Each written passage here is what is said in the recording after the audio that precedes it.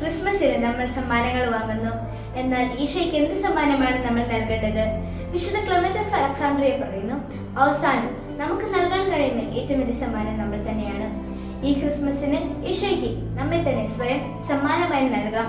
നമ്മുടെ സമയവും കഴിവുകളും സ്നേഹവും ഈശോയ്ക്ക് സമർപ്പിക്കാം.